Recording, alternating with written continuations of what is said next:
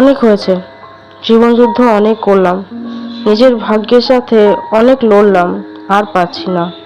এবার আমি এই দুনিয়া থেকে শেষ বিদায় নেব। আমি কোথায়? আর এত আলো কিসের? তুই স্বর্গে।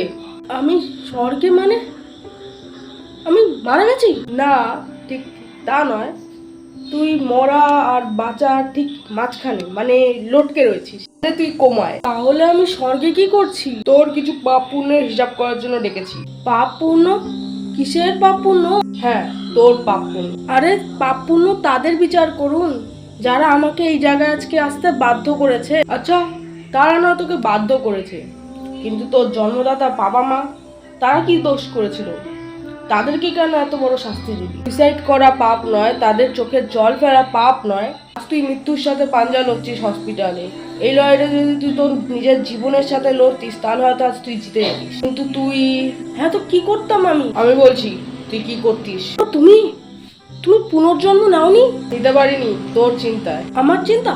হ্যাঁ, আর যেই ভয়টা পেয়েছিলাম সেই ভয়টাই হলো। তুই হার মেনে পৃথিবী থেকে এখানে চলে এলি আমার কাছে শুধুমাত্র কিছু বেইমান মানুষদের জন্য। কি করতাম আমি? আমি হাঁপিয়ে গেছি নিজের কপালের সাথে লড়তে লড়তে। এই দিনটার জন্য তোকে আমি জন্ম দিয়ে এসেছিলাম পৃথিবীতে, যাতে তুই পালিয়ে সবার থেকে চলে আসতে পারিস। সেখানে আবার দিন সবাই এখানে আসতেই হয়, কিন্তু সুইসাইড করে নয়। সুইসাইড করা অপরাধ নয়, পাপ। বাবা, আমি বুঝতে পেরেছি আমার ভুলটা। কি করবো বলো? আমার দেওয়ালে পিঠটা ঠেকে গেছে। দেওয়ালে পিঠ ঠেকে গেছে, দেওয়ালে তোকে কেউ গেঁথে দেয়নি। তুই আবার ঘুরে দাঁড়াবি, দেখবি তুই একদিন ঠিক ঘুরে দাঁড়াবি। আর এইসব সুইসাইডের কথা মাথায় আর কখনো আনবি না। ঠিক আছে বাবা। জমদুত স্যার, ওকে আবার পৃথিবীতে পাঠিয়ে দেন। ও আর এই ভুল করবে না। যা, তোর বাবার কথায় আরেকবার তোকে চান্স দিলাম।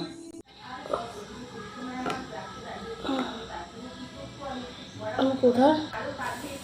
মাথাটা কিরকম ঠিক ঠিক করছে। আমি তো বিষ খেয়েছিলাম, মাথাটা এরকম ঘুরছে কেন?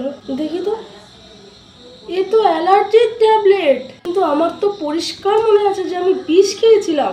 তবে কি আমি সত্যি